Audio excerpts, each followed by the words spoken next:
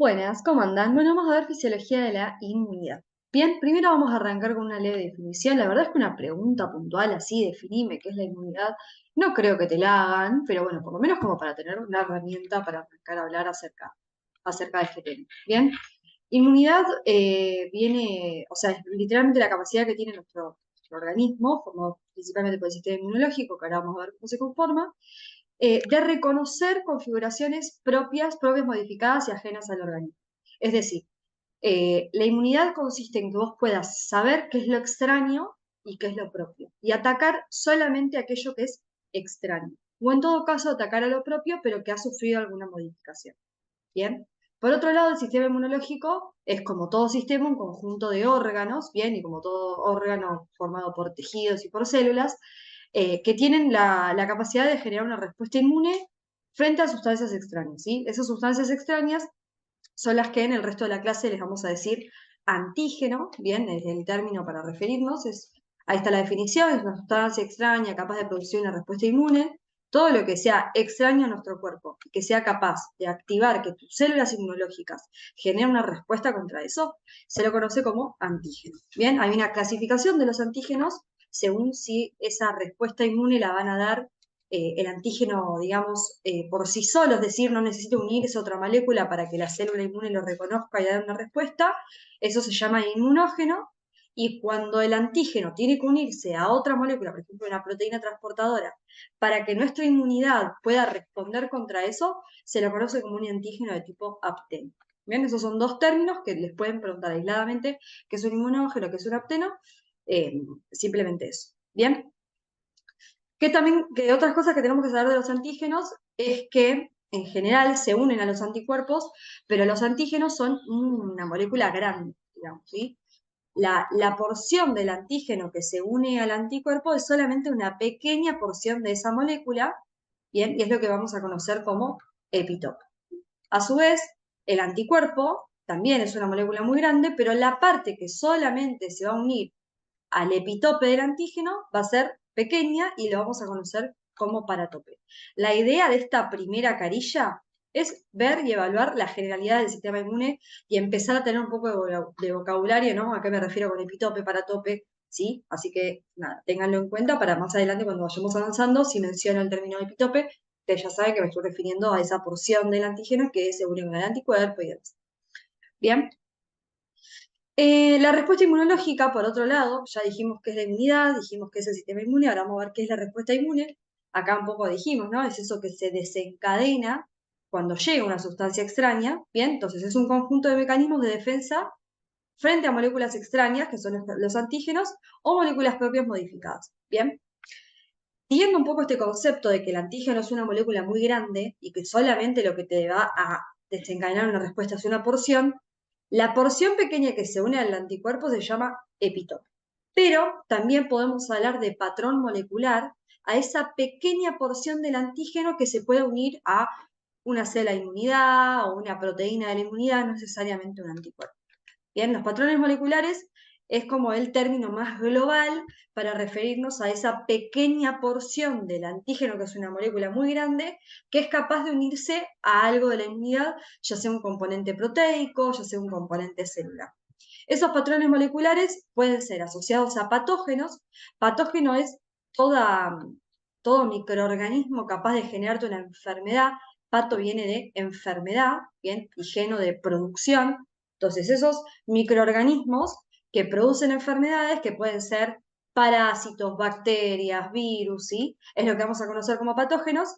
Cuando el antígeno viene justamente de un patógeno, de un bicho, vamos a decirle bicho entre nosotros, se va a llamar PAMP. O sea, el patrón molecular asociado a patógenos es un pedacito de un antígeno que viene de una bacteria. Bien. Eh, Son esenciales para la patogenicidad. Patogenicidad hace referencia al término para explicarte cómo te puede producir la enfermedad un bicho. Bien. Y un ejemplo de un PAM puede ser, por ejemplo, el lipopolisacárido de las bacterias gram negativas, el ácido lipoteitoico de las gram positivas. ¿Qué carajo es una bacteria gram positiva, gram negativa? La verdad es que eso lo van a ver en microbiología en tercero, pero es básicamente cómo se puede tener una célula, una bacteria, cuando vos la exponés a la tinción de tipo gram, pero no es algo que tengan que saber ahora, no se preocupen, ¿sí? Yo solamente les puse el término como para que se vayan familiarizando. Eh, Bien, o también puede ser variantes de ácido nucleicos, como por ejemplo un ARN bicatenario, ¿no? O sea, hay un ARN bicatenario. Es raro. Nosotros, nuestro ARN es monocatenario.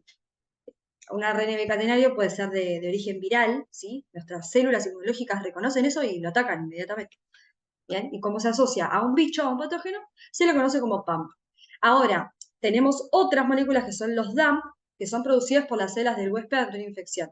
O sea, no es una parte del bicho, sino es el bicho que te infectó una célula y tu célula cuando está infectada produce estas proteínas, que son estas propias modificadas que nombramos hoy, que son capaces de generarte también una respuesta inmune. Bien. Acá tenemos un poco el dibujito de que el PAMP viene del bicho, del patógeno directamente, y el DAMP viene de una célula sana, que está, no libera nada, y esta que es hace referencia a una célula dañada, una célula infectada, producen estas sustancias que son propias, pero modificadas, y así desencadena lo que sería la cascada de la respuesta inmunitaria. ¿Sí? Bien, vamos a ver los tipos de inmunidad.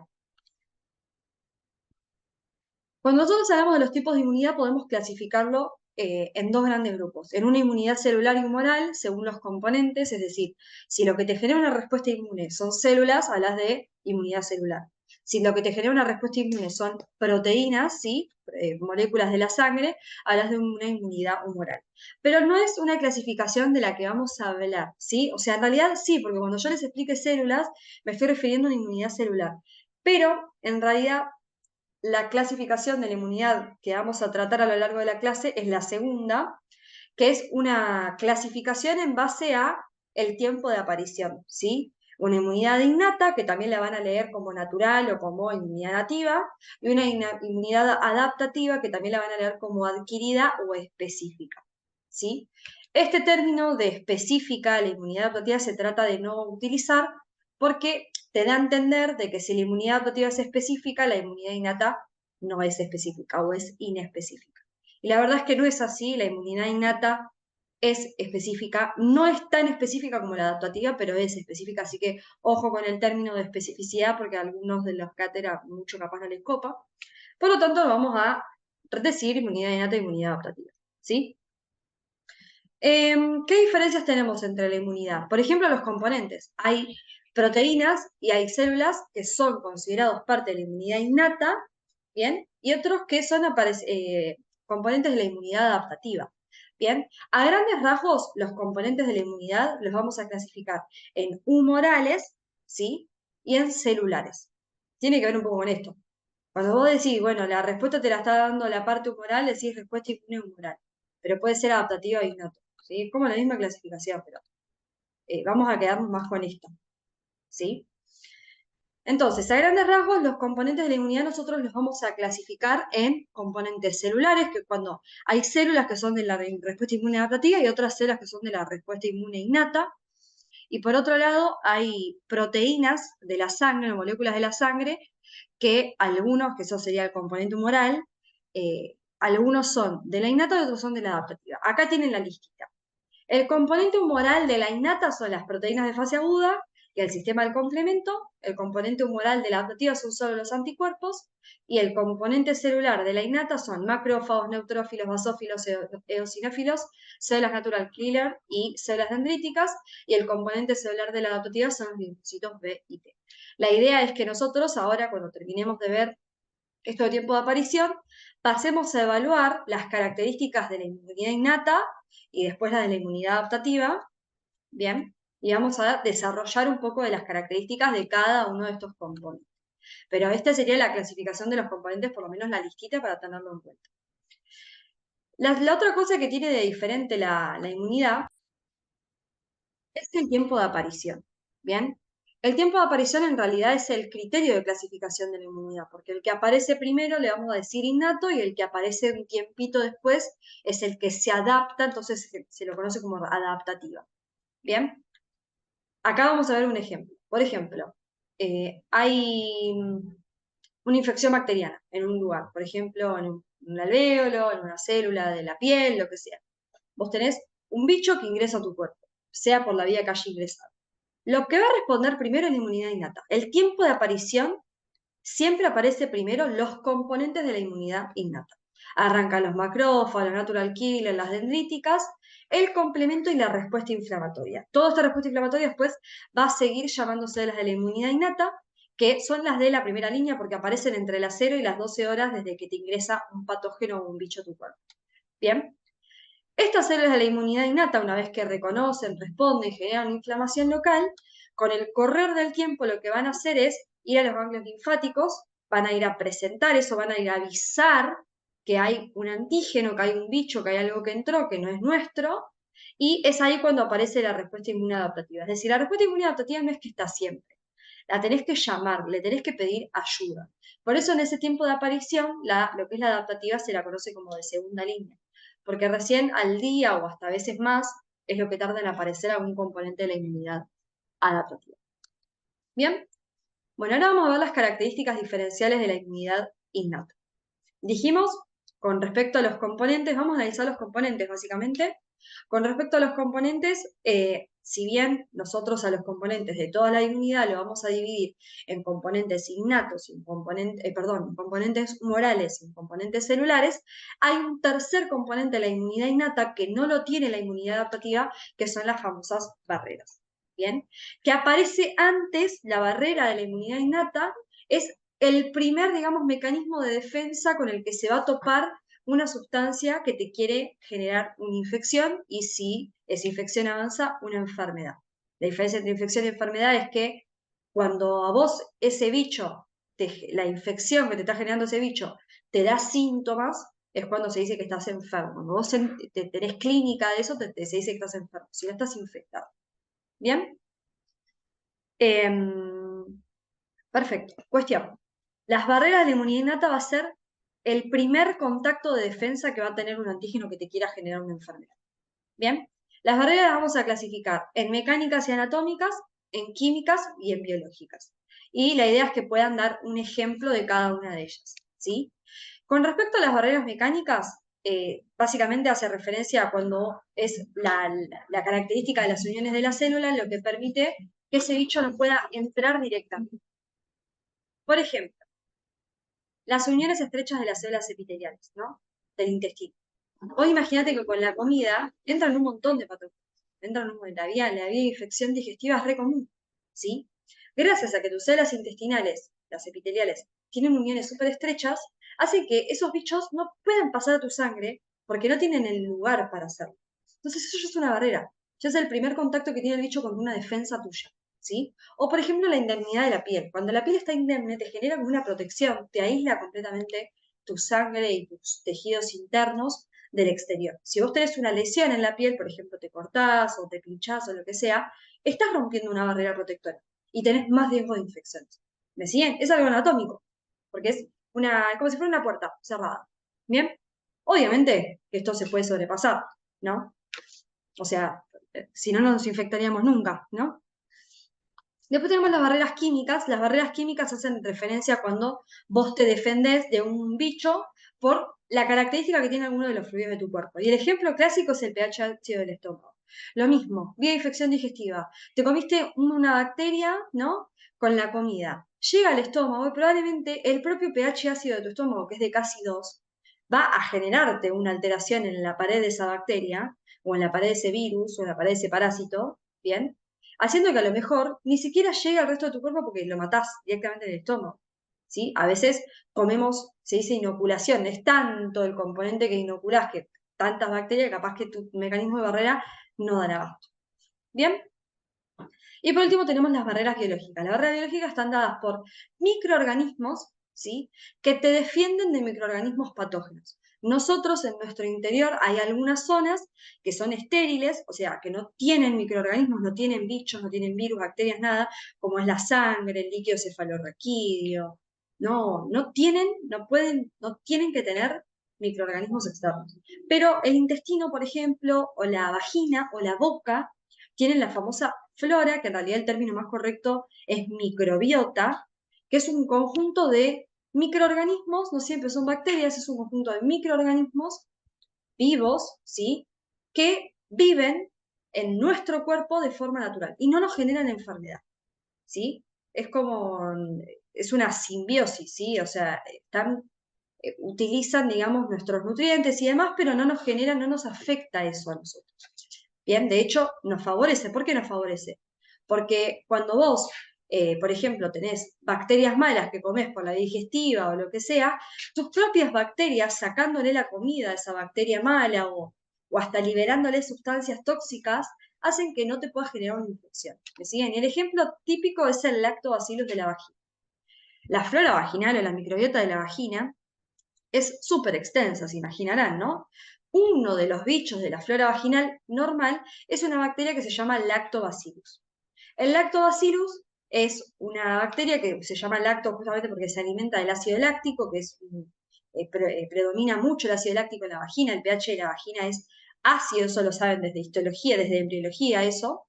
El Lactobacillus vive gracias a que el pH de la vagina está ácido, es decir, el pH bajito, ese ácido láctico permite que esa bacteria pueda vivir ahí. Hay un montón de factores, bien, que hacen de que si ese pH cambia, factores un montón, por ejemplo, no sé, duchas vaginales, algunos preservativos, hasta cuando te bajan las defensas, lo que sea, esos lactobacilos bajan, porque no están en las condiciones óptimas para que vivan ahí, baja la cantidad de lactobacillus y la cándida, que es un hongo que también está en la vagina, pero siempre está en poquita cantidad, es como que prolifera de forma exacerbada y te puede dar una enfermedad que se llama candidiasis. ¿Sí? Es un ejemplo que le encanta a la cátedra que se los cuenten, es un tipo de barrera biológica. Es un bicho tuyo, en este caso el lactobacillus, que te está protegiendo contra un bicho que no tiene por qué generarte enfermedad. ¿Me siguen?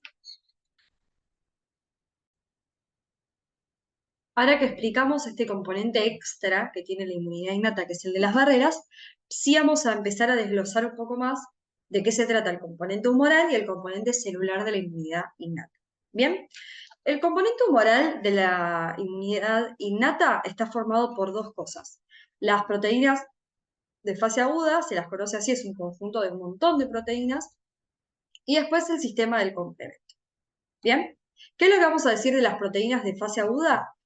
Básicamente son de naturaleza química proteica y sí, por eso se llaman proteínas de fase aguda, que también se las conocen como opsoninas, que es ese término que aparece acá, y reciben ese nombre justamente por su función. La función de la proteína de fase aguda es la opsonización, ¿sí? Opsonizar. Cuando nosotros decimos que un antígeno está opsonizado, queremos decir que es un antígeno que está marcado, bien marcado, o sea, básicamente las células inmunes, bien, acá el dibujo es súper gráfico que está recopado. Esto que está en verde así, son las opsoninas, ¿sí? Y en rojo esos puntitos son los antígenos. Cuando el antígeno está pegado a la opsonina, tiene muchas más probabilidades de que la célula inmune lo reconozca, lo fagocite y desencadene la respuesta inmunológica. ¿Me siguen? O sea, opsonizar apunta a eso, a la unión que tiene la opsonina o la proteína de la fase aguda contra el antígeno, que aumenta la probabilidad de que ese antígeno sea fagocitado por una célula de la inmunidad. Bien, por eso son tan importantes las proteínas de la fase aguda, porque te aceleran la respuesta inmune. ¿Por qué? Porque una célula inmune, si no reconoce el antígeno, nunca puede responder. Me sigue, no se puede sacar una respuesta. Entonces, la opsonina justamente acelera esa unión del antígeno con la célula, aumentando la respuesta inmunitaria. Son proteínas plasmáticas, por lo tanto, van a ser sintetizadas por el hígado, por supuesto, como ya lo saben, el hígado sintetiza las proteínas, digamos, del plasma. Fisiología hepática ya lo vamos a ver, pero ténganlo en cuenta. Bien, y con respecto a cuáles son las proteínas de fase aguda, hay un montón. Ustedes escuchan el teórico de la cátedra, el teórico de la cátedra habla de un montón de proteínas, pero la realidad es que siempre preguntan, quieren que sepan este ejemplo, que es la proteína C reactiva, que pertenece a un grupo de proteínas de fase aguda que se llaman pentraxinas. La pentraxina forma, o sea, es el nombre que recibe este grupo de opsoninas, ¿sí? Una de ellas es la proteína C reactiva, otro es el amiloide sérico. Cuando vean patología van a ver un poco más acerca de eso. La verdad es que acá en fisio con saber esto es más que suficiente, ¿sí? La proteína C reactiva entonces es un ejemplo de una proteína de fase aguda que tiene la función de opsonizar, sintetizada por el hígado ante una infección. Bien, es una marcadora literalmente de infección, ¿sí? En el laboratorio vos vas a ver súper elevada la proteína C reactiva si alguien está cursando un proceso infeccioso. Si no está cursando un proceso infeccioso, la PCR normal te va a dar 0, 1, 2 como mucho, pero re bajita. ¿Bien? ¿Qué es lo que hace que el hígado libere la proteína C reactiva? Es un efecto del paquete preinflamatorio que ahora lo vamos a ver, así que dejémoslo ahí un poco en stand-by. Con respecto al sistema del complemento, la verdad es que es bastante fino. En general, cuando toman complemento, te lo toman para ponerte una buena nota o para bocharte, ¿sí? Así que yo diría que con saber esto que les puse acá es más que suficiente, que es todo lo que extiende en el sistema de complemento en el teórico de la cátedra. Eh, Así que, nada, yo le diría que, aunque sea para saber qué es, ya diciendo que es un componente humoral de la inmunidad innata, me parece más que suficiente, ¿sí? Es lo que dice acá, conjunto de proteínas plasmáticas pertenecientes al componente humoral de la respuesta inmune, que se activan por un montón de cosas. Acá están las vías de activación. A mí lo de las vías de activación, chicos, me parece intomable. Tengo algunos que se lo han tomado, sí, se lo han tomado para ponerles un 10, ¿sí? Y se los han puesto, pues se lo han leído, pues son re manijas. Así que yo, acá en el material no le va a faltar. Si a alguno gusta leerlo y se lo quiere aprender, genial, me parece intomable. No es que lo han tomado siempre para el 10, te pueden poner un 10 sin saberte esto igual, así que tranquilo. Y complementos hay un montón, siempre se los agrega bajo el término, o sea, con la letra C, tenemos el complemento C5, el C3, C4, acá. Acá tienen más o menos la función, depende del tipo de complemento para qué función están involucradas. El C5 al C9, o sea, C5, C6, C8, C7, C8 y C9, se encargan de la citotoxicidad, es decir, cuando hay células infectadas, generarle una apoptosis, ¿bien? El C3b se encarga de opsonizar, como una proteína de la fase aguda, opsonizar, o sea, marcar un antígeno para que tenga más probabilidades de ser fagocitado. El C3a y el C3-5 se encargan de la respuesta inflamatoria, ¿bien? Porque tienen los mismos efectos del paquete inflamatorio a nivel local y sistémico, que ahora vamos a ver cuáles son. Y la C3b se encarga de lo que sería la respuesta de linfocitos B, si se ve involucrado en los anticuerpos, ¿sí? Y ahí tienen las vías de activación para el que lo quiera leer.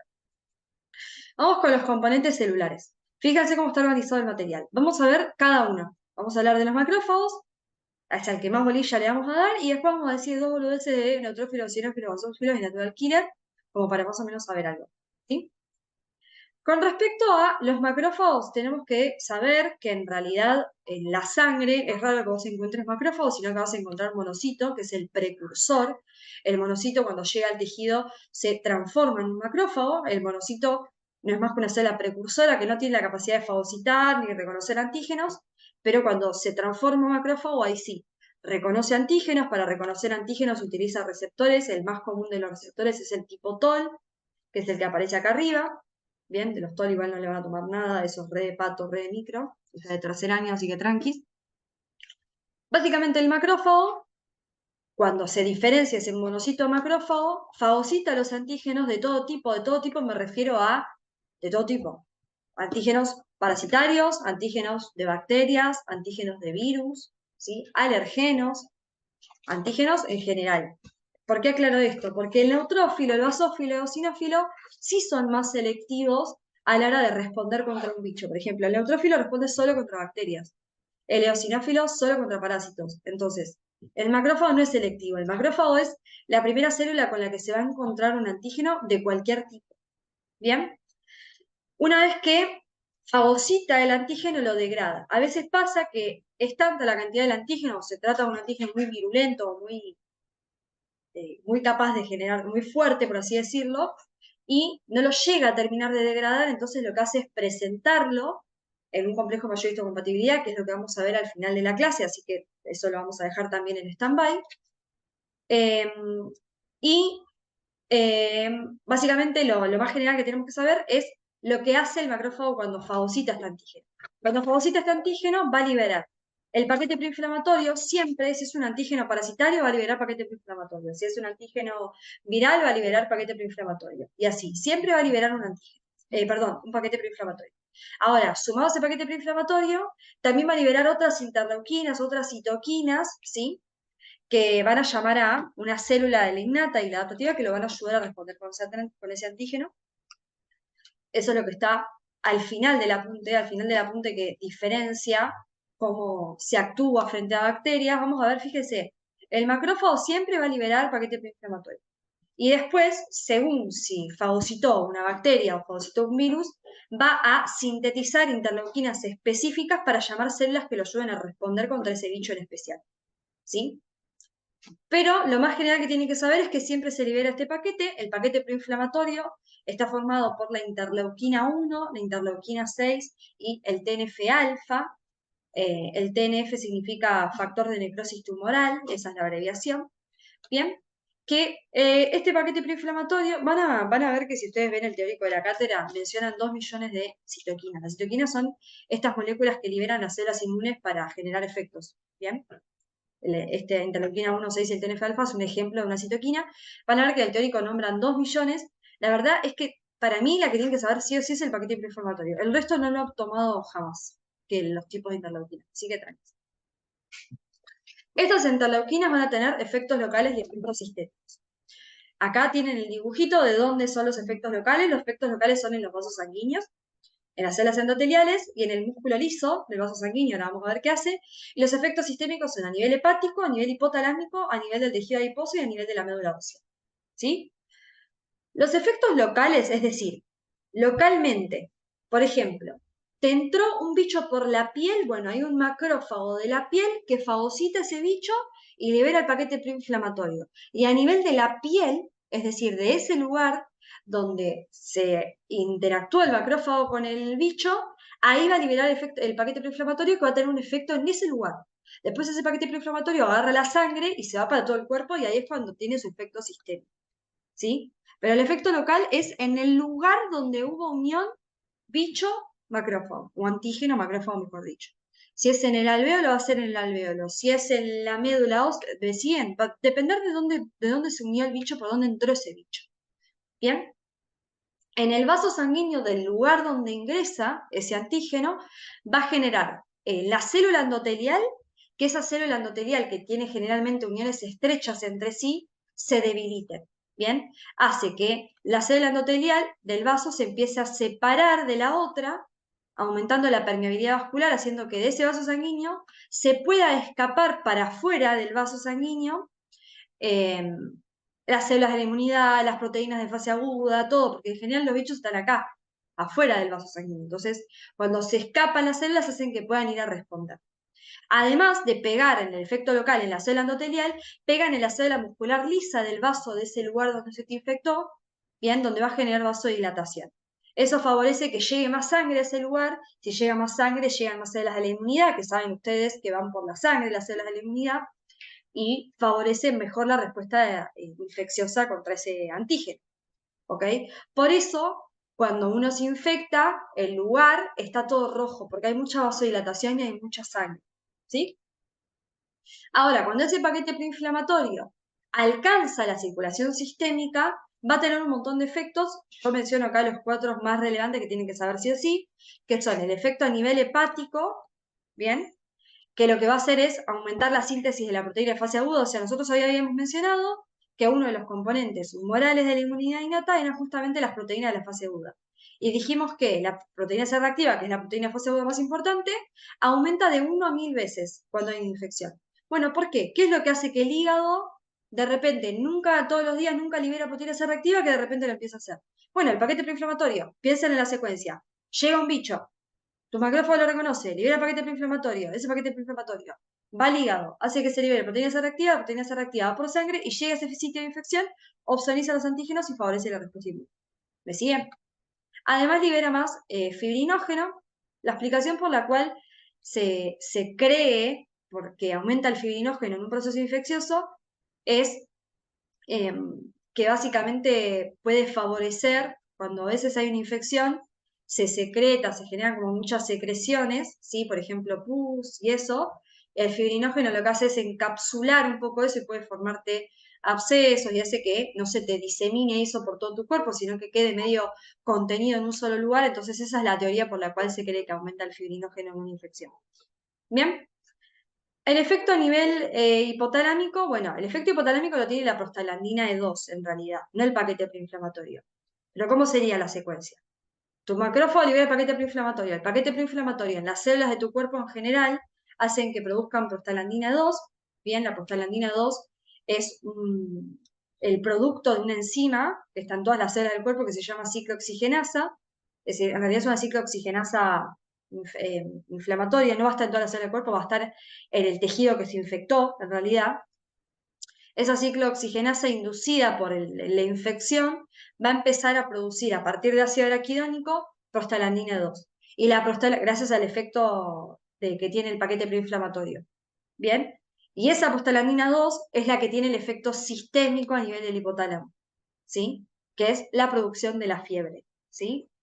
¿Por qué la prostaglandina 2 genera la fiebre? Bueno, tiene que ver con que el hipotálamo, esto lo vamos a ver lo vamos a ver, no, ya lo vieron, en las clases del hipotálamo, el hipotálamo pone en marcha mecanismos para bajar la temperatura cuando sube. Pero para eso tiene un set point, es decir, tiene una temperatura tope en la que él sabe que si la temperatura sube de esto, tiene que poner en marcha mecanismos para bajar la temperatura. Todos los mecanismos que ya vimos en la clase de hipotálamo. Ahora, ¿qué es lo que hace la PG2? Lo que hace la PG2 es medio desensibilizarte al centro de la temperatura, le cambia el set point, o sea, le cambia, digamos, el punto en el que se ponen en marcha estos mecanismos y lo eleva. Ahora el set point deja de ser 37 grados centígrados, que es la temperatura normal, y pasa a ser 38, 39. Entonces la temperatura del cuerpo empieza a subir. ¿Por qué? Porque gastamos ATP, perdemos mucho calor, sube la temperatura del cuerpo y el hipotálamo no sabe que tiene que bajarla. Entonces, por eso se produce la fiebre. La fiebre puede ser beneficiosa porque hay muchos bichos que no sobreviven a altas temperaturas. Entonces, te podría ayudar. ¿Bien? Es un mecanismo de defensa la fiebre. Por eso, a veces los médicos, cuando viene a un papá, generalmente los nenes son los que tienen más fiebre, no le puedo bajar la fiebre, no le puedo bajar la fiebre, y la fiebre no es mala. Lo que pasa es que a veces en exceso te puede generar convulsiones, ni siquiera, porque no es que la fiebre alta, bueno, ya me estoy metiendo, me voy por las ramas yo, perdón, pero lo que voy es un mecanismo de defensa de nuestro cuerpo, bien, la producción de la fiebre, ¿sí? Perfecto. A nivel del tejido adiposo, va a promover la liberación de leptina. Bien, la leptina es una hormona que tiene un montón de efectos, pero el más importante es el que tiene a nivel también hipotalámico, donde están las células anorexigénicas, va a estimular a las células anorexigénicas a promover la pérdida de apetito. Es muy común que uno cuando se enferma pierde el apetito. Y cuando se está mejorando, le vuelve el apetito. Es como bastante muy de madre eso, de que dejaste de comer, viste, y ya, ay, que algo le está pasando, ¿no? Y cuando estás enfermo, te da una faringitis, y de repente te da hambre de nuevo, bueno, es una buena señal, está bajando la infección, ¿no? Y por último, el último efecto sistémico es a nivel de la médula ósea, donde en la médula ósea nosotros tenemos colonias de leucocitos de glóbulos blancos formados, ¿sí? Lo que hace el paquete preinflamatorio es que esa colonia sintetizada y guardada la libere masivamente para la sangre, ¿bien? Y además aumenta la síntesis de más glóbulos blancos. ¿Por qué? Porque los glóbulos blancos son los que a vos te van a ayudar a generar una respuesta contra ese antígeno. Tiene todo el sentido del mundo que aumente la liberación. Bien, con lo que hemos hablado hasta ahora, les dejé dos preguntas que a lo mejor no son preguntas de examen para fisio, pero que sí a mí me dan la pauta de que si me las saben responder, entendieron un poco cómo va la parte de la inmunidad. Eh, y la primera pregunta es, si nosotros tuviéramos la oportunidad de pedirle a un laboratorio a alguien que está cursando un cuadro infeccioso, sea de causa viral, de causa bacteriana, no importa, sino una infección, ¿no? Con un microorganismo exógeno, cómo encontraríamos estos marcadores, justo les puse los tres marcadores de infección, ¿sí? Que cuando vos tenés un paciente que viene con una clínica, vos le pedís esto en el laboratorio y si esto te da de tal manera, te podés orientar a una causa infecciosa. La PCR va a estar aumentadísima, como lo habíamos visto. Los leucocitos van a estar altos, de hecho, cuando los leucocitos están altos se lo conoce como leucocitosis, y la eritrosedimentación va a estar aumentada, que es algo que lo vamos a terminar de entender cuando veamos las clases de anemia no, de sangre, cuando veamos las clases de sangre y expliquemos la eritrosedimentación, vamos a terminar de entenderlo, tiene que ver con el aumento del fibrino. ¿Bien? Esto que les dejo acá es más fino, la verdad. Sé que en las clases se los mencionan, pero no se los toman, así que no creo que sea tan importante que lo entiendan. Sí, para patología esto sí es importante en la materia de tercero, que son los tipos de macrófagos. Bien, el macrófago que nosotros vamos a tratar, sobre todo en fisiología, que es aquel que fagocita, libera el paquete preinflamatorio y libera citoquinas que atraen un tipo de célula especial para el bicho que fagocitó, es el macrófago que se llama M1. Pero hay otro tipo de macrófago que no tiene nada que ver con esto del paquete preinflamatorio ni de la quimiotaxis, o sea, liberar citoquinas para que vengan células, el M2, libera otras cosas como por ejemplo el factor de crecimiento fibroblástico o el factor de crecimiento endotelial, que son para la reparación, la cicatrización de los tejidos infectados y de los tejidos lesionados. Es un tipo de macrófago que tiene otra función diferente. Bien, neutrófilos, vamos con otro tipo de célula de la inmunidad. Los neutrófilos hay que mencionar que son, acá en el costadito de cada una de las células dejé el porcentaje de la fórmula leucocitario que representan, igual no creo que se los pregunten, pero por las dudas. Los neutrófilos son los glóbulos blancos más abundantes, ¿bien? Y se los relaciona a la respuesta inmune de las bacterias, ¿sí? A diferencia del macrófago, que es como más general, el macrófago fagocita a todos los bichos, el neutrófilo, una vez que el macrófago fagocita el antígeno, si ese antígeno es bacteriano, a nivel del núcleo del macrófago hace que ese macrófago libere interleuquinas que llaman específicamente neutrófilos. ¿Me siguen? Eso es lo que le da la especificidad, es respuesta inmune y es específico igual. Bien, el macrófago sí es general, es el que el primer contacto tiene con el antígeno, y si ese antígeno es viral, entonces el macrófago va a llamar a otras células, no al neutrófilo. Bien, el neutrófilo entonces tiene capacidad bactericida a través de enzimas que se llaman peroxidasas y especies reactivas del oxígeno. Esa es la forma, el mecanismo molecular por el cual degrada las bacterias. Y la forma que tiene el neutrófilo de llegar está explicado acá. Esta célula que está acá, esta rosita, está representando el macrófago, también puede ser una célula dendrítica, que es la primera en tener contacto con el antígeno, eh, porque está en los tejidos, digamos. Va a liberar el paquete preinflamatorio, esos puntitos verdes que están ahí están representando el paquete preinflamatorio, interleuquina 1, interleuquina 6 y el TNF-alfa, y también va a liberar una citoquina específica de neutrófilos, que es la interleuquina 8, si no me equivoco. Va a permitir que ese paquete preinflamatorio va a permitir dos cosas en las células endoteliales. Que las células endoteliales tengan ese efecto local que habíamos dicho, de que la célula endotelial se separa y permite el aumento de la permeabilidad vascular. Y además va a permitir que la célula endotelial exprese integrinas y selectinas, que son estas proteínas, estos palitos rosas que están acá dibujados, que también se van a expresar en los glóbulos blancos, en este caso los neutrófilos, que van a interaccionar con el endotelio, y fíjense que como que la célula roda, primero migra, o sea, va para la parte periférica del vaso, después genera el rodamiento, y gracias a la permeabilidad vascular aumentada por el paquete preinflamatorio, ese neutrófilo tiene un lugar para salir del vaso sanguíneo e ir al lugar donde está la infección, que es justamente donde estaría el bicho, específicamente la bacteria. ¿Sí? Los eosinófilos, acuérdense que los va a quimioatraer el macrófago, la célula dendrítica, cuando fagocita patógenos de tipo parasitarios, ¿sí? Es decir, el macrófago fagocita un parásito, libera paquete proinflamatorio y la interleuquina que llama el eosinófilo, y el eosinófilo viene, y es de la inmunidad innata. El basófilo tiene gránulos que tienen histamina y heparina, y se lo relaciona con la respuesta alérgica. Es decir, el macrófago va a atraer basófilos cuando fagocita un alergeno. Los alergenos son sustancias que no son extrañas, no es que no son extrañas, pero no todas las personas responden contra esas sustancias extrañas, ¿sí?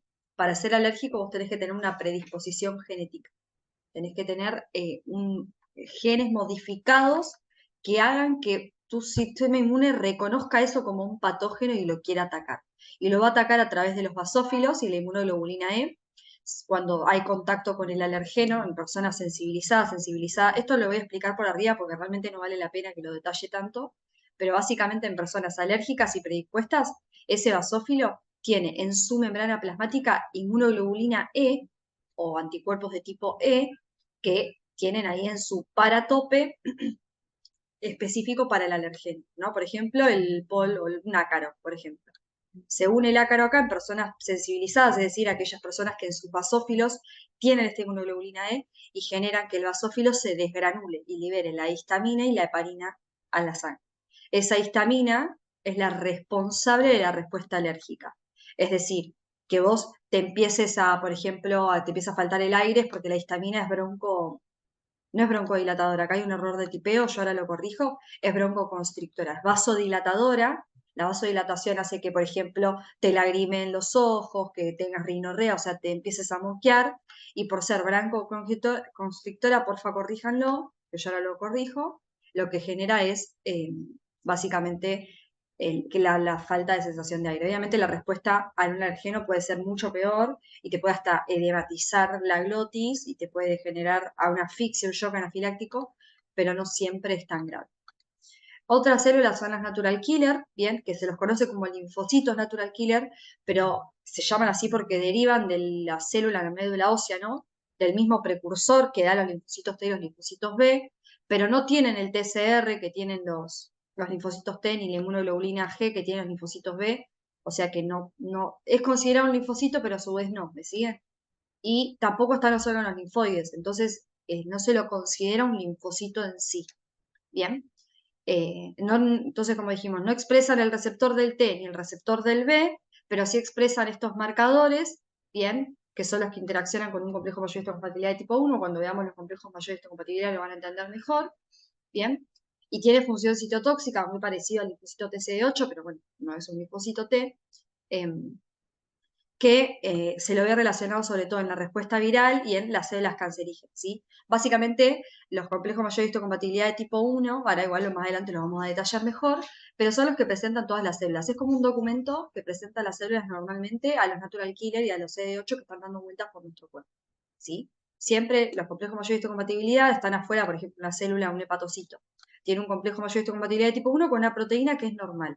Entonces, como que el natural killer va, le pide la proteína, le pide el documento, y si está bien, lo deja pasar, pero si eventualmente hay una infección y acá esta proteína se altera por la causa infecciosa, es cuando entonces el natural killer o el CD8, el linfocito CD8, van a generar la citotoxicidad, es decir, le van a liberar sustancias a esta célula infectada para matarla.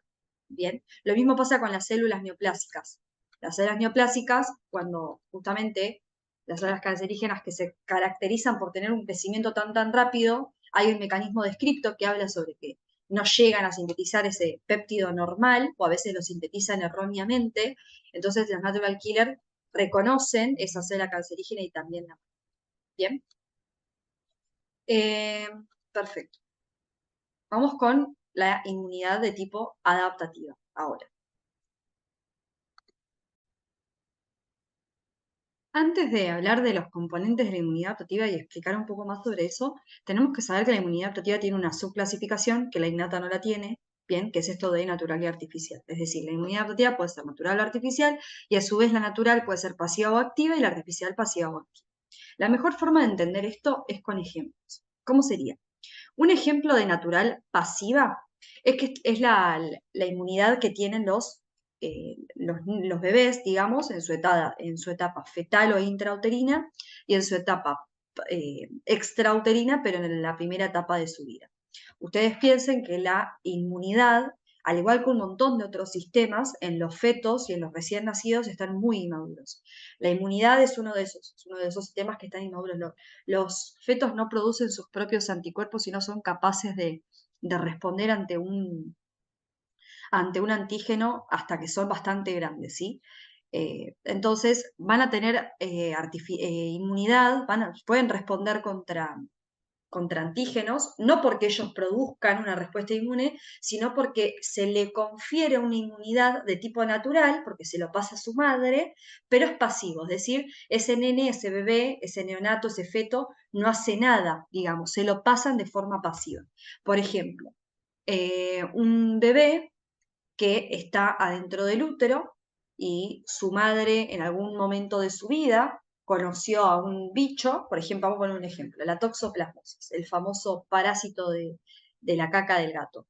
No, creo que a todos les debe sonar. La toxoplasmosis es una enfermedad causada por Toxoplasma pallidum, que es un parásito, ¿sí? Nosotros, las personas inmunocompetentes, o sea, las personas que podemos responder contra ese bicho, no nos hace nada, es completamente asintomática, no nos vamos a dar ni cuenta. Nuestro cuerpo lo va a atacar ese bicho, va a generar inmunidad y chao, te olvidas. Bien, ¿qué pasa?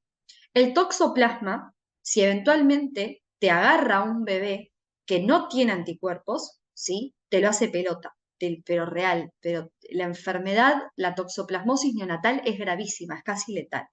Entonces, es muy importante que ese bebé esté protegido, pero no se puede proteger por su cuenta porque no tiene la capacidad de formar anticuerpos o de generar un macrófago que lo fagocite, ¿le siguen? No tienen eso. Sin embargo, si su madre en algún momento de su vida tuvo contacto con el toxoplasma y formó anticuerpos, la inmunoglobulina G tiene tan bajo peso molecular que atraviesa la placenta. Entonces llegaría a la sangre del feto. Entonces, si eventualmente la madre tiene contacto con el toxoplasma, el feto podría defenderse gracias a tener esos anticuerpos. Eso es una inmunidad adaptativa, porque está teniendo un componente adaptativo, es decir, los anticuerpos, de forma natural, pues se lo pasó a la madre, pero pasivo, porque no los hizo él. Lo mismo pasa con los lactantes. La leche materna tiene inmunoglobulina A. Esto acuérdense, la G de la placenta, la A de la leche de la teta, ¿sí? Entonces es una forma de poder defenderse contra un antígeno de forma pasiva porque él no formó ese individuo el anticuerpo. Ahora, una forma natural activa es lo que conocemos como infección, es decir, que yo, por ejemplo, tenga una infección por estreptococo y forme anticuerpos contra ese estreptococo, entonces ahí yo estoy generando una inmunidad adaptativa natural, porque me infecté por el estreptococo con la vía natural y formé mis propios anticuerpos y mi propia respuesta inmune de forma activa, porque eso te lleva un trabajo a hacer. ¿Bien? Ahora, la artificial pasiva, la artificial es cuando vos no sintetizás esas cosas de la inmunidad adaptativa, ni tampoco tu madre, sino que es completamente ajeno a vos, y es pasiva son los sueros. ¿Bien? Los sueros tienen muchas inmunoglobulinas contra bichos, a veces pueden tener muchas inmunoglobulinas contra varios microorganismos o pueden ser específicos. ¿Bien? Y esos anticuerpos los produjo otra persona, bien, o sea, existen sueros humanos y también existen sueros animales. El suero humano, el ejemplo típico es el plasma de convalecientes, que se usó mucho para el COVID, ¿se acuerdan? Que en un momento hubo como ahí toda una vorágine de dar plasma para convalecientes o ir a donar sangre para justamente sacar el plasma. Bueno, ¿qué sería eso? Yo tengo COVID, ¿no?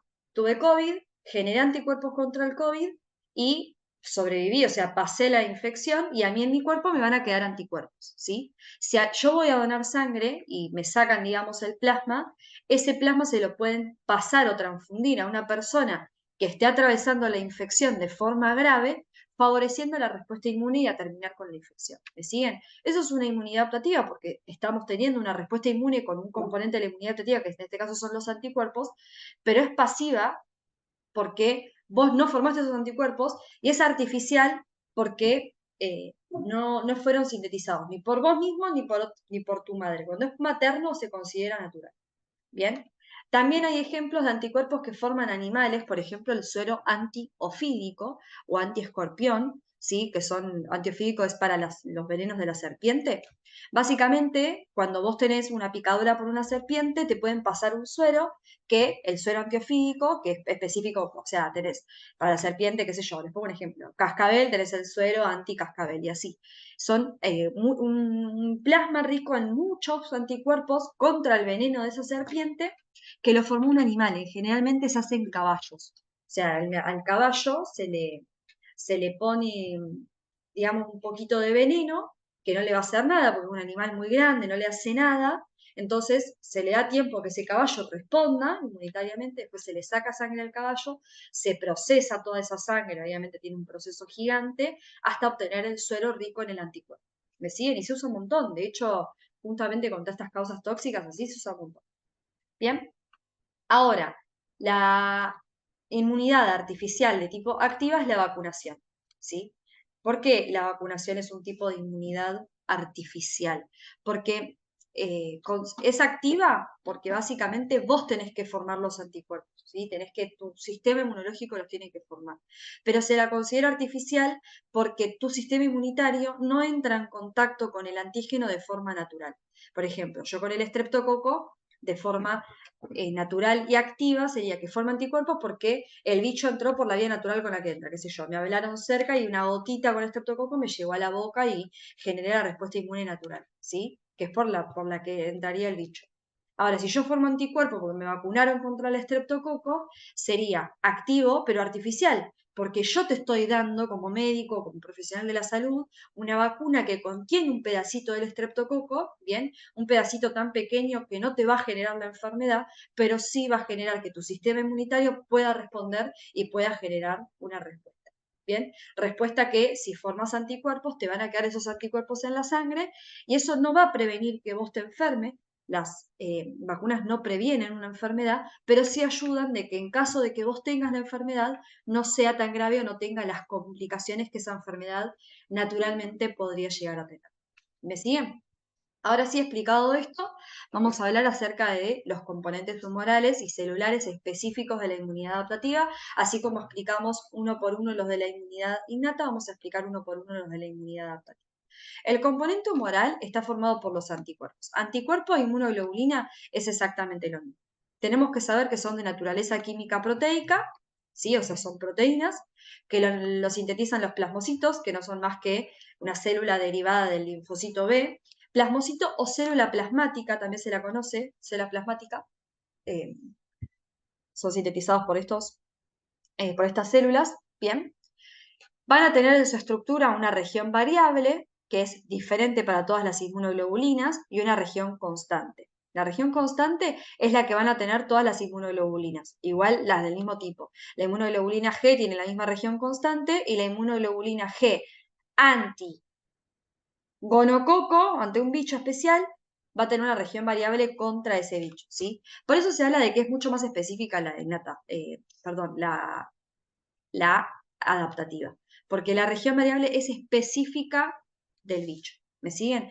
En la inmunidad innata es específica porque va a interaccionar contra, por ejemplo, el lipopolisacárido de las bacterias gram negativas. Pero gram negativas hay un montón de bacterias. ¿Ok? En cambio, el anticuerpo va a tener justamente este sector, el paratope, ¿no? Para unirse a la pared de un tipo de bacteria gram negativa, que puede ser, por ejemplo, no sé, no importa, un ejemplo, les voy a dar una Escherichia coli. ¿Me siguen? Es mucho más específico. ¿Bien?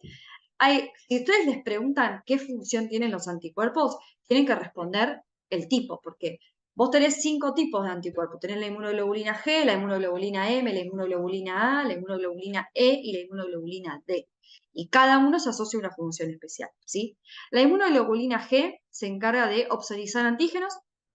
¿Qué era opsonizar? Lo vimos cuando explicamos las proteínas de fase aguda, el componente humoral principal de la inmunidad innata es marcar un antígeno para que tenga más probabilidades de ser fagocitado. ¿Bien? También son importantes en la inmunidad fetal, porque acuérdense que su bajo peso molecular le permite atravesar la placenta y conferir inmunidad al feto. Y además se encargan de la activación del complemento por la vía clásica. Esas vías que yo los invité a leer si les interesaba, una de las vías de activación del complemento, que es el componente humoral de la inmunidad innata, depende de la inmunoglobulina G.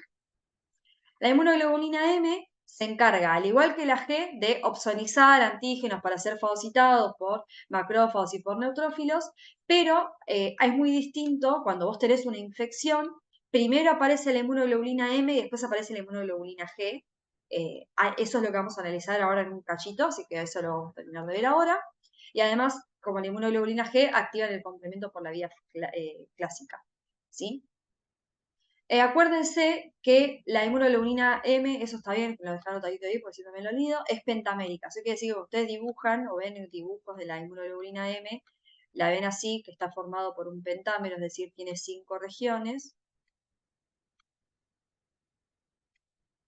Bien, y la inmunoglobulina G es monomérica, la inmunoglobulina A es dimérica, o sea, tiene 2 regiones, y el resto son monoméricas. Bien, es una cuestión estructural, como para que lo tengan en cuenta, pues una pregunta fina. La inmunoglobulina A es muy importante para la respuesta inmunitaria de las mucosas, porque la inmunoglobulina A abunda en el tracto digestivo, en el tracto respiratorio, en la leche materna también tiene importancia en lo que dijimos hoy, en el ejemplo de la inmunidad natural pasiva. Bien. Así que nada, súper importante. Cuando veamos en digestivo, por ejemplo, bilis, vamos a ver que la inmunoglobulina A o la saliva está presente en esos fluidos.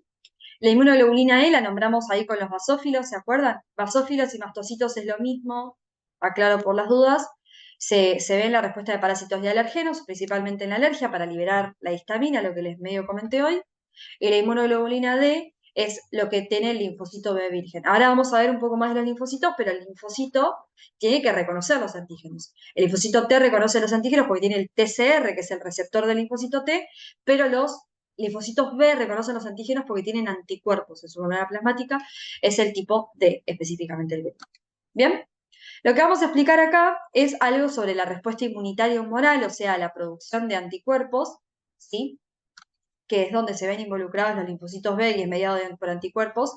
Si bien los linfocitos B ahora los vamos a explicar mejor, yo lo que quiero que ustedes entiendan es cómo se producen los anticuerpos, porque estamos analizando el componente humoral de la inmunidad adaptativa, que está representado principalmente por los anticuerpos, entonces ustedes tienen que entender cómo se sintetizan esos anticuerpos. ¿Bien? Básicamente, el linfocito B, como dije, los anticuerpos vienen de la célula plasmática, que también era llamada plasmocito. Es lo mismo que lo primero que van a liberar es inmunoglobulina M de tipo, inmunoglobulina de tipo M, y luego con el tiempo van a liberar inmunoglobulina de tipo G. Esto nos lleva a hablar de este cuadrito que es súper tomado, que es el de la respuesta humoral primaria y secundaria. Con respecto humoral estamos haciendo referencia principalmente a los anticuerpos, es decir, cómo se producen los anticuerpos cuando nosotros tenemos contacto con un antígeno.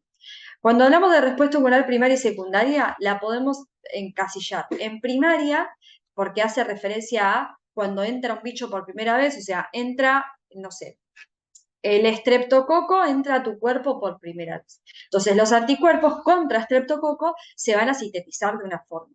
Bien, después, si el estreptococo entra por segunda vez porque te volvés a infectar con el mismo bicho, la forma que tiene la inmunidad adaptativa de responder va a ser mucho más eficiente y da lugar a la respuesta humoral secundaria. ¿Ok? En la respuesta humoral primaria, si nosotros graficáramos cómo se produce la inmunoglobulina M y la inmunoglobulina G, nos encontraríamos con este gráfico que está acá, que le voy a hacer zoom para que sea más fácil de leer. Bien, que tiene en el eje de las X el tiempo y en el eje de las Y, la respuesta humoral primaria, cómo se ve la concentración de anticuerpos, inmunoglobulina M con rosa e inmunoglobulina G con azul, ¿sí? El tiempo está representado en días, ¿sí? Cuando nosotros tenemos el contacto por primera vez, ¿sí? O sea, la respuesta humoral primaria, lo primero que se va a liberar es inmunoglobulina M, como dijimos. Pero la inmunoglobulina M se produce recién, máximo después del quinto día, a veces después del décimo día, pero máximo después del día 5, ¿sí? Y recién al día 10, más o menos, es cuando se hace este switch, este cambio de que el plasmocito deja de liberar inmunoglobulina M y pasa a liberar inmunoglobulina G. Bien, pero fíjense que la inmunoglobulina G, bueno, la inmunoglobulina M cuando se produce la G baja, pero la inmunoglobulina G persiste un poco en el tiempo, pero después disminuye. Eso es cuando vos tenés un contacto por primera vez. Ahora, si ese bicho vuelve a entrar por una segunda vez, vas a generar una respuesta humoral secundaria. La respuesta humoral secundaria vos vas a ver que al día 2, o sea, mucho antes de la respuesta humoral primaria, producís inmunoglobulina M apenas, fíjense que el pico de la rosa, que es la IgM, es leve, y empezás a producir inmediatamente inmunoglobulina G que persiste mucho más en el tiempo. Esta persistencia en el tiempo es lo que te da, ¿bien? Que vos puedas tener más prolongado. ¿Esto saben con qué se relaciona? Con la vacunación. La vacunación lo que busca hacerte es darte una respuesta humoral primaria. Es decir, que vos liberes un poco de anticuerpos para estar protegido. ¿Bien? Y la idea es que cuando vos respondas por una segunda vez, puedas responder de una forma más eficaz. Ahora, la pregunta es, ¿por qué? ¿Por qué la segunda vez que vos tenés contacto con un antígeno vas a responder de mejor forma, de forma más eficaz? Tiene que ver con esto que está descrito. Ay, Dios, estoy haciendo cagada. No puedo ponerlo como. Ahí está. Tiene que ver con esto que está explicado acá. Con que cuando ese linfocito B interacciona con este proceso me lo salteé, pues se lo voy a explicar mejor más abajo. Pero básicamente cuando el linfocito B es activado por el linfocito T para que se convierta en plasmocito, una gran parte va a pasar a ser un linfocito B de memoria. Ese linfocito B de memoria, cuando entra el bicho por segunda vez, enseguida se une con el antígeno y se convierte en plasmocito. Enseguida. En la primera vez que vos tenés contacto con el antígeno, tiene que pasar todo esto. Tenés que unirte al linfocito B virgen, ese linfocito B virgen tiene que llamar al linfocito T, el linfocito T tiene que hacer que el linfocito B pase a ser plasmocito y así. Eso lleva muchos más días. Por eso recién al quinto día empiezan a aparecer los anticuerpos. En cambio, cuando vos tenés un linfocito B de memoria, ya que es lo que se busca formar con la vacunación, esta población de linfocitos B de memoria, cuando se une el antígeno sin tener que necesitar un linfocito T ni la activación y todo esto, enseguida esto empieza a liberar anticuerpos. Por eso se ve mucho antes en la respuesta hormonal secundaria la producción de anticuerpos. Bien. Ay, el cambio 2. Bueno. Bueno, el componente celular de la inmunidad adaptativa está representado por los linfocitos, ¿sí? Los linfocitos es un gran número, digamos, una familia de células, ¿sí? Hay tipos de linfocitos, para lo que sirven es muy marcado, ¿bien? Pero bueno, generalmente, como generalidad podemos decir que se van a localizar en los órganos linfáticos, ¿sí? Los órganos linfáticos, esto a lo mejor se lo acuerdan de histología, pero se clasifican en primarios y en secundarios. Órgano linfoide primario es aquel que participa de la síntesis y o de la maduración de los linfocitos, ¿sí? ¿Cuáles son? La médula ósea y el timo. La médula ósea sintetiza tanto los linfocitos B como T, pero madura solo a los B. En cambio, el timo madura a los T. ¿Bien? Los órganos linfoides secundarios son aquellos que poseen linfocitos ya maduros, ya sintetizados y madurados, ¿sí? Y son los ganglios linfáticos, el vaso, el tejido linfoide asociado a linfocitos. La función de los linfocitos, a grandes rasgos, es reconocer antígenos a partir de su receptor. Si es un linfocito de tipo T va a tener un TCR, y si es un linfocito de tipo B va a tener una inmunoglobulina en su membrana plasmática. Bien, y acá entra también el concepto de repertorio clonal. Repertorio clonal de un linfocito, se dice linfocito T, el repertorio clonal, hace referencia a que son específicamente de un antígeno en especial, ¿sí? La inmunidad adaptativa es muy específica, entonces vos vas a tener linfocitos T y B contra tal bicho, otros contra otro bicho, entonces a ese conjunto de linfocitos que están preparados para reconocer un antígeno en especial, se le llama repertorio clonal. Acá tenemos un poco más de los tipos, linfocito B, linfocito TCD4 y linfocito TCD8. O sea, tenemos linfocito B y T. Y a su vez el T puede ser CD8 y CD4. Esa clasificación de CD4 y CD8 se lo dan unos marcadores, que son el CD4 y el CD8, son proteínas de membrana, que no se sabe hasta qué punto tienen tantas funciones, más bien marcación, ¿sí? Pero ambos los linfocitos T van a tener TCR para reconocer los antígenos, ¿sí? Maduran entonces el linfocito B, se sintetizan todos en la médula ósea, pero madura el B en la médula ósea y los dos T en el timo. El reconocimiento del antígeno, el linfocito B lo hace con antígenos solubles, es decir, hay un antígeno dando vuelta, el linfocito B tiene en su membrana plasmática un anticuerpo que se une contra ese antígeno. El linfocito T, en cambio, se unen a antígenos presentados por células. O sea, tiene que haber una célula que presente ese antígeno y es ahí cuando el TCR del linfocito T se puede unir. Bien, esa es la gran diferencia. Y con respecto a las funciones, que también está muy marcada, el B se encarga de secretar anticuerpos, algo dijimos cuando hablamos del componente humoral, mientras que el CD4 secreta citoquinas, que van a tener acciones diferentes sobre la célula, depende si se lo presenta a un macrófago, eso lo vamos a ver ahora más adelante, pero esas citoquinas van a tener diferentes efectos según qué célula le presenta el antígeno al CD4, y el CD8 tiene una función muy marcada que es la citotoxicidad, ¿sí?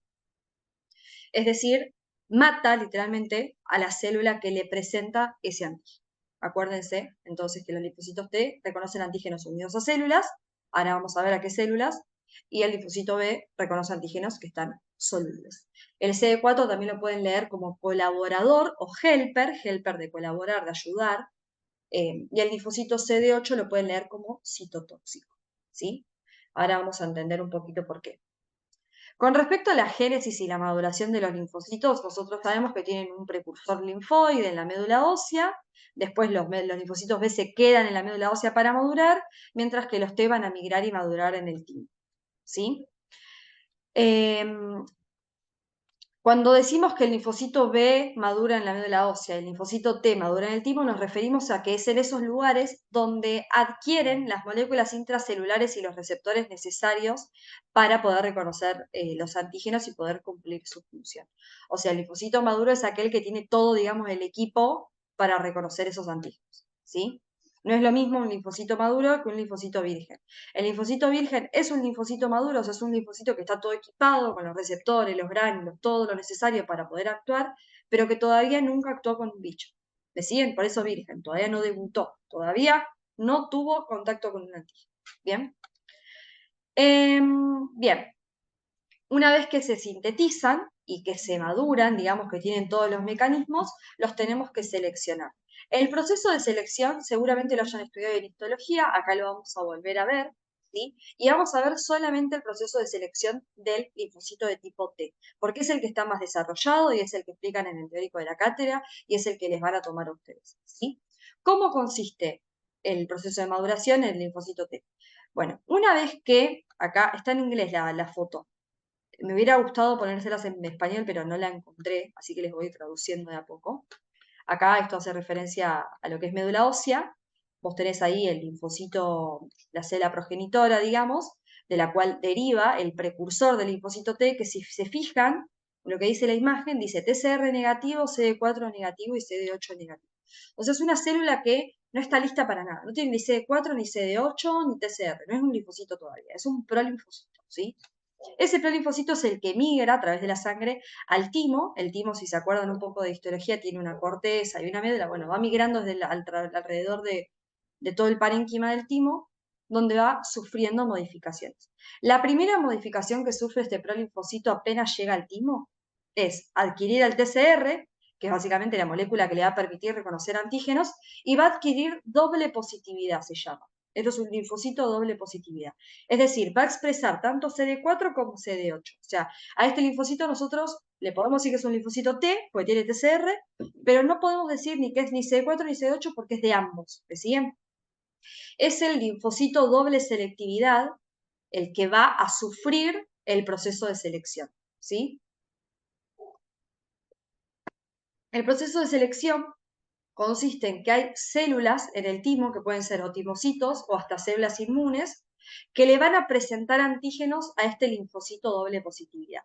Y según cómo interacciona el linfocito doble positividad con esta célula que le presenta el antígeno, ese linfocito puede seguir terminando su maduración o lo vamos a matar. Literalmente vamos a finalizar la vida de esa célula. Bien, entonces, cuando vos tenés que el timocito, la célula inmune, le presenta un antígeno a esta célula doble positividad, puede pasar tres cosas, que son las que están enumeradas acá.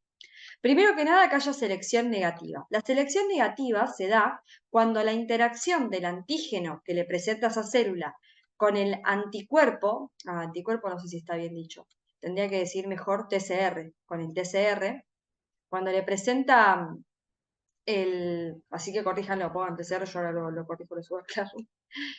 Cuando se interacciona el antígeno con el TCR de este linfocito de positividad, interaccionó muy fuerte. Hubo una respuesta, una activación del linfocito de positividad muy exacerbada.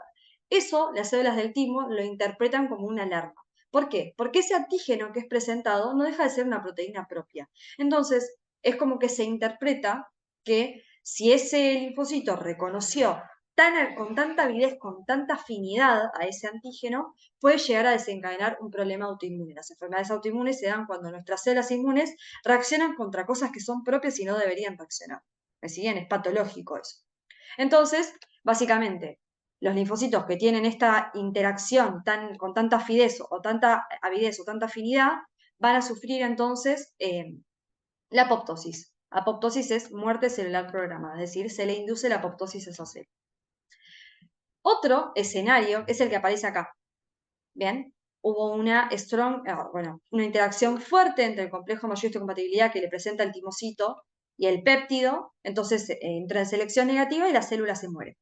Bien, después tenemos la falta de selección positiva. La falta de selección positiva se llama también muerte por descuido. La muerte de descuido se da porque literalmente el antígeno que le presenta el complejo mayor histocompatibilidad de la célula del timo con el TCR es muy fuerte, o no se da directamente el linfocito de positividad, no reconoce el antígeno, lo reconoce muy débil, very weak, esto que dice acá, una interacción muy débil, ¿bien? Entonces, eso lo que se entiende es que ese linfocito, cuando esté dando vueltas por la sangre y tenga que reconocer un antígeno, no lo va a hacer, porque no es capaz de reconocer antígenos, ¿me siguen? Entonces también, es como que no pasa la prueba, dicen, no, este no va a servir para nada, chao, apoptosis, muerte. Bien. Después tenemos la selección positiva, que es el tercer escenario. El tercer escenario de la selección positiva se da por una interacción entre el antígeno y el TCR con una avidez mediana. Es decir, no se hace el boludo cuando está, lo reconoce, no es que está boludeando, y cuando lo hace, no lo hace tan fuerte. Entonces no es ni una cosa ni la otra. Vos lo que necesitas es esto, una interacción intermedia. Eso te va a dar la selección positiva. Literalmente, chicos, de todos estos prolinfocitos que llegan desde la médula ósea, el 95% se terminan muriendo, ya sea por selección negativa o por falta de selección positiva. Y solamente el 5% van a tener una selección de tipo positiva. ¿Bien? Y son esos los que tienen selección positiva, que fíjense lo que marca la imagen. Se van a quedar con el TCR todos, obvio, pero van a haber algunos que van a desexpresar el CD4 y se quedan solo con el CD8, dando origen a un linfocito TCD8, y otros van a terminar o sea, van a dejar expreso solamente el CD4 y dejar de expresar el CD8 y van a formar un linfocito T CD4. ¿Me siguen? Bien, perfecto, sigamos. Ahora, nosotros les explico un poco cómo vamos. Vimos las generalidades, vimos por separado todos los componentes de la innata, vimos por separado los componentes de la adaptativa. Ahora, hablando un poco de esto, que es un tema nuevo aparte, del complejo mayor de compatibilidad, lo que vamos a hacer es mezclar. Vamos a mezclar innata con adaptativa, ¿sí? Uno cuando estudia, pedagógicamente lo divide así en las aguas grandes, adaptativo por un lado, innato por lo otro. Pero en realidad, la respuesta inmunitaria se caracteriza por ser muy coordinada. La inmunidad innata y la adaptativa se coordinan, están en contacto todo el tiempo. Y eso es lo que vamos a terminar de entender cuando explicamos esto de los complejos mayores de histocompatibilidad. ¿Bien? Cuando nosotros hablamos del complejo mayor de histocompatibilidad, nos estamos refiriendo a un conjunto de genes. Ahí tienen el dato de dónde están, en qué cromosoma. Bueno, eso también son datos que suman, pero son datitos finitos para la buena nota, ¿no? Yo a veces digo para la buena nota como si con todo lo que les doy de tallo no alcanza para una buena nota. No, chicos, les juro que van a estar sobrados de información. Pero hay info que es demasiado, como por ejemplo, en qué cromosoma está el gen del complejo mayor de compatibilidad. Eso es una 8, pero bueno, está anotado en el material de última para que lo tengan en cuenta. Como todos los genes, codifican para proteínas. En este caso, este conjunto de genes no es uno solo, son varios, codifican para proteínas involucradas para la respuesta inmunitaria. La proteína más importante que deriva del complejo mayor de compatibilidades de estos genes es el HLA, que es el antígeno leucocitario humano, que es el que tienen las células, digamos, ¿vieron cuando yo en algún momento de la clase hablo de presentar, presentar, presentar? Bueno, las células cuando tienen un antígeno adentro y lo quieren sacar para afuera, no es que lo secretan y lo liberan, sino como que sacan una bandeja para afuera y tienen en la bandeja el antígeno. Literalmente lo dan en bandeja, una célula. Esa bandeja es el antígeno leucocitario humano. ¿Bien? No solamente codifican para el antígeno leucocitario humano, sino también para citoquinas, que bueno, ya también dijimos que son proteínas involucradas en la interacción de las células inmunitarias, como por ejemplo en el paquete proinflamatorio, son ejemplos de citoquinas, y las proteínas del complemento que también las nombramos, que eran uno de los componentes humorales de la inmunidad innata. ¿Bien? Hay dos tipos de antígeno leucocitario humano y acá acuérdense que el antígeno leucocitario humano es lo que es la bandeja, digamos, en la que se presentan los antígenos, ¿sí? Pero que ustedes van a escuchar que dicen, se presentan un complejo mayor de histocompatibilidad de tipo 1 y de tipo 2. A ver, si yo me pongo fin a lo que dice Lavas, el libro de inmunología, el complejo mayor de histocompatibilidad es un gen, no es la proteína de membrana, ¿sí? Es el gen que codifica para la proteína de membrana. Pero en la vorágine, uno cuando habla, toma como sinónimo al antígeno leucocitario humano y al complejo mayor de histocompatibilidad de tipo 1. ¿Sí? O sea, si ustedes dicen, se presentan un complejo mayor de histocompatibilidad de tipo 1, en realidad lo que estás queriendo decir es antígeno leucocitario humano de tipo 1 y no está mal. Hasta los profesores lo dicen así. Pero yo les dejo claro por las dudas, por si alguien les pregunta. Entonces, hay dos tipos de antígeno leucocitario humano, también mal llamado complejo mayor de histocompatibilidad, que son el tipo 1 y el tipo 2. Lo que difiere y lo que marca la diferencia entre los dos tipos son dónde están, con qué célula van a interaccionar, es decir, a qué es una bandeja esto, ¿no? Que presentan, bueno, a quién se lo van a presentar y la vía de procesamiento, o sea, la vía que hace que ese péptido llegue al complejo mayor histocompatibilidad para ser presentado. ¿Bien? El tipo 1 se encuentra en todas las células nucleadas, o sea, todas las células que tengan núcleo, es decir, que tienen la capacidad de sintetizar proteínas, van a tener complejo mayor histocompatibilidad de tipo 1. Las plaquetas no tienen núcleo, son células anucleadas, pero el megacariocito, que es esa gran célula de la cual deriva, expresa muchos complejos mayor histocompatibilidad, entonces cuando se rompe el segmento del megacariocito, la plaqueta queda igual con complejo mayor histocompatibilidad de tipo 1. Esto es un dato que le encanta que le digan. Todas las células nucleadas y las plaquetas. Las plaquetas tienen un núcleo, no, pero igual tienen complejo mayor histocompatibilidad de tipo 1. Bien. Y a veces hay un testimonio dando vuelta, ¿no? Creo que también lo puse en el Classroom, que es, ¿qué pasa con los glóbulos rojos? Los glóbulos rojos son células sanguíneas que también son anucleadas, ¿no? Y no tienen complejo mayor histocompatibilidad de tipo 1. Y como les expliqué hoy, medio brevemente, el complejo mayor histocompatibilidad de tipo 1 sirve como el documento de las células. Es como que el CD8 y el Natural Killer van monitoreando todas las células del cuerpo, todas, no las inmunes, todas, y le piden documentos. Es decir, le piden ese péptido normal que está en el complejo mayor histocompatibilidad de tipo 1 o el antígeno leucocitario de tipo 1, que es lo que está marcando que esa célula está bien, y está sana y no está infectada. ¿Bien?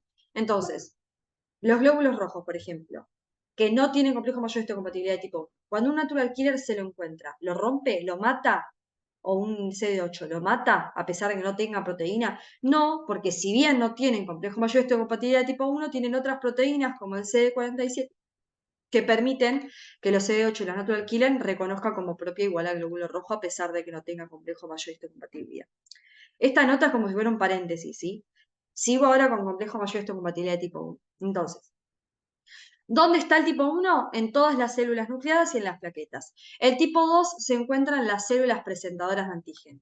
¿Qué es una célula presentadora de antígeno? Es aquella célula capaz de fagocitar un antígeno y expresarlo en un complejo mayor de histocompatibilidad de tipo 2. ¿Sí? Y son tres. Pregunta de examen. ¿Cuáles son las CPA o células presentadoras de antígeno? Son los macrófagos, de los cuales hablamos un rato, de las células dendríticas, que no dijimos nada en especial, porque básicamente es lo mismo que hace el macrófago, solamente que, bueno, van para el ganglio y lo presentan a los linfocitos, pero nada. Y los linfocitos B.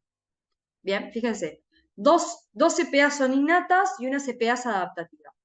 Y también otra pregunta de examen es si las células inmunes tienen HLA-1, y es verdad, sí, tienen. O sea, las células inmunológicas tienen tanto complejo mayor histocompatibilidad de tipo 1 como tipo 2. ¿Bien?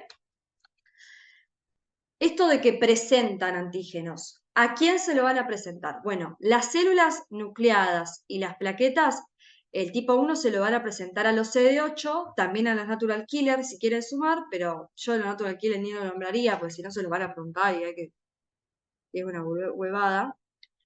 Y el tipo 2 es el CD4, o sea, se lo van a presentar al CD4. La vía de procesamiento, con vía de procesamiento me refiero a el mecanismo molecular por el cual el péptido se presenta en el complejo mayor, es la endógena, se llama vía de procesamiento endógena, la vía por la cual llega ese péptido al complejo mayor de tipo 1, y se llama vía exógena en la CPA, que es la forma que tiene de llegar ese péptido al complejo mayor de compatibilidad de tipo 2. Es lo que vamos a explicar ahora, vamos a detallar un poco las vías de procesamiento. ¿Bien? En la vía de procesamiento endógena la tienen las células que son, o sea, la vía de procesamiento endógena, que es la del complejo mayor, está bien anotado al pedo, que es la que tiene el complejo mayor de histocompatibilidad de tipo 1, se da, ¿por qué? Porque la célula, el patógeno, digamos, o el bicho que infecta esta célula normal, esta célula nucleada, o las plaquetas son células normales, que a veces entran microorganismos y las infectan. Cuando estos microorganismos ingresan y las infectan, algunos, generalmente los virus, no todos, pero generalmente son virus, hacen que el núcleo de la célula, que está codificando para proteínas propias de la célula, se modifique y empiece a sintetizarle las proteínas a ese virus. O sea, es un mecanismo de lesión de los virus. Es como que meten su material genético en nuestras células normales y la célula normal, toda tu maquinaria de traducción, transcripción, la usan para traducir y transcribir genes del virus. ¿Me siguen? Entonces, claro, tu célula infectada empieza a producir proteínas que no son propias, entonces la proteína que es normal, que tendría que estar en el complejo mayor de histocompatibilidad de tipo 1, marcando que esa célula es una célula normal, deja de ser así. Ahora esa célula infectada que empieza a producir proteínas anormales, que son virales generalmente, lo que va a hacer es unirlo al péptido este, al complejo mayor de histocompatibilidad de tipo 1, y lo va a presentar al exterior. Y va a interaccionar, como ya dijimos, con el CD8. Ahora vamos a ver qué es lo que hace el CD8 cuando interacciona con un péptido que no es.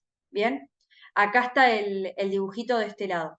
Se ve a partir de un antígeno endógeno, se llama vía de procesamiento endógena porque ese antígeno no vino de afuera.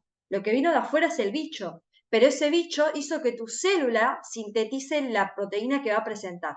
Por eso se llama endógena, porque es la propia célula la que sintetiza la proteína del complejo mayor de histocompatibilidad de tipo 1. ¿Bien? Bueno, ahí se ve esta proteína endógena por un protosoma, que básicamente es una proteasa, lo que hace es degradar en pequeños péptidos, el cual entra al retículo endoplasmático liso, que es el que se encarga de ensamblar las proteínas, se pone esa proteína modificada en un complejo mayor de histocompatibilidad de tipo 1, el cual se termina liberando a la membrana plasmática. ¿Bien? Y genera la respuesta de un linfocito TCD8. Por otro lado, la vía de procesamiento exógena, que es la que está relacionada con el complejo mayor de histocompatibilidad de tipo 2, es aquella que tiene las células presentadoras de antígenos. ¿Por qué se llama exógena? Bueno, porque el péptido que van a poner en el complejo mayor de histocompatibilidad de tipo 2 y van a exponer en la membrana plasmática es un péptido de afuera, es un antígeno que estaba afuera, lo fagocitaron, lo procesaron y lo mandaron al complejo. ¿Me siguen? No es que el macrófago sintetizó ese antígeno. ¿Se entiende la diferencia? Entonces, ¿cómo sería? El antígeno exógeno, o sea, lo que marca la diferencia en la vía de procesamiento es esto que está acá. En la vía de procesamiento endógena, el antígeno es endógeno. Lo sintetizó la misma célula infectada. Y en la vía de procesamiento exógena, el antígeno es exógeno. Lo fagocitó la célula. ¿Bien? Una vez que se degrada, también se manda al retículo, de ahí cuando se va a ensamblar con el complejo mayor de compatibilidad de tipo 2, el cual se va a expresar acá generando la respuesta del linfocito T. Ahora lo que yo les voy a explicar es qué pasa después, porque está bien, todo bien. Una célula se infecta, presenta en el complejo mayor de histocompatibilidad de tipo 1, viene el CD8 y listo, ¿qué pasa? ¿Qué le hace el CD8 cuando interacciona con un complejo mayor de histocompatibilidad de tipo 1 con algo que no es propio? Bueno, lo que va a suceder son dos cosas. El CD8 dijimos que se lo conocía como linfocito citotóxico, el T citotóxico, le va a liberar a la célula infectada eh, dos proteínas que son las perforinas, que lo que hacen es hacer poros en la membrana plasmática, generando el shock osmótico de la célula, y granzimas, que son proteasas que activan a las caspasas a lo mejor les suena de biología o de bioquímica, que son las enzimas de la apoptosis, que dijimos que la apoptosis celular es la muerte celular programada. Es muy sencillo lo que sucedió. El CD8 interaccionó con un complejo mayor de histocompatibilidad tipo 1 que tenía algo que no era normal, ¡pa! La mató a la célula. Célula infectada, célula que le hace pelota. Es así. ¿Bien? Por eso se llama citotóxico. Acá se ve el dibujito. Hay un antígeno procesado de forma endógena, se presenta en esto naranja, que es el complejo mayor de histocompatibilidad de tipo 1, interacciona con el CD8, libera granzimas perforinas y se genera la lisis de la célula diana. ¿Bien? Ahora, cuando vos tenés el CD4 que interacciona con la CPA, que le presentó un antígeno exógeno en un complejo mayor de histocompatibilidad de tipo 2, ¿qué es lo que va a pasar? Bueno, el CD4 se llama linfocito colaborador. El linfocito se llama así porque justamente va a colaborar con esa CPA. Ustedes piensen así. La CPA, que es un macrófago, que es un linfocito, que es una célula dendrítica, le piden ayuda al CD4. Le dicen, loco, acá hay un bicho que nos quiere infectar y no lo puedo matar, no sé qué hacer con esto, dame una mano. Ayúdame, loco, el meme de ayúdame, loco. Entonces, ahí lo que necesitamos es que justamente el CD4 colabore con esa célula presentadora de antígeno. ¿Cómo va a colaborar? Liberándole citoquinas. Lo que pasa es que esas citoquinas tienen un efecto diferente. Si la CPA es un macrófago, la citoquina que libera el CD4 va a tener un efecto sobre el macrófago, pero si la CPA es un linfocito CD8, va a tener un efecto sobre ese linfocito. ¿Me sigue? Entonces eso es lo que yo quiero que veamos ahora. Si se trata de un macrófago, lo que va a hacer el CD8 es liberar las citoquinas que generan la activación de ese macrófago. El macrófago tiene capacidad de degradar el antígeno que fagocita, pero cuando el linfocito CD4 le libera citoquinas, la potencia hasta 10 veces más. Entonces, el macrófago aumenta esa capacidad de matar a la célula. Por eso lo colabora, le da una mano, lo activa, le da más fuerza, digamos, le echa nafta al macrófago. ¿Me siguen? Ahora, si la célula presentadora de antígenos es un linfocito B, en ese caso, el linfocito T CD4 lo que va a hacer es liberarle citoquinas que generan el cambio del linfocito B en célula B, que es célula plasmática o plasmocito, que lo que hace es producir anticuerpos, que es lo que está dibujadito acá. Entonces, ¿vieron lo que nosotros evaluamos hoy cuando vimos lo de los anticuerpos? Fíjense. Bien, hay un linfocito B que con su BCR o anticuerpo, es una inmunoglobulina, reconoce al antígeno. Ese antígeno se lo presenta a un linfocito TCD4 a través de un complejo mayor de histocompatibilidad de tipo 2 y lo que va a pasar es que el CD4 genere la diferenciación de los linfocitos, algunos en linfocitos de memoria y otros en células plasmáticas que producen anticuerpos. Bien, que producen primero IgM y después IgG, como bueno, ya lo hablamos hoy al principio. ¿Me siguen? Es como que el linfocito T es colaborador, pero tiene que colaborar de forma diferente. Con el linfocito B colabora de una forma y con el macrófago colabora de otra, básicamente. Esto se los dejo acá. Yo creo que esto es intomable. Sé que algunos de los alumnos por promoción de la materia durante la cursada se los han tomado para la promo. En el final, la verdad, nunca he escuchado que lo tomen. Pero la verdad es que es bastante sencillo. Es fino. Yo para patología esto me lo tuve que aprender. Para fisio, la verdad, no lo había estudiado yo cuando cursé fisiología en su momento. Básicamente lo que explica acá es que el macrófago, que sería esta célula que está acá, cuando libera interleuquinas para activar a los linfocitos T helper, que son los CD4, ¿bien? Según la citoquina que le libera, ¿bien? Puede diferenciar ese T helper en diferentes tipos.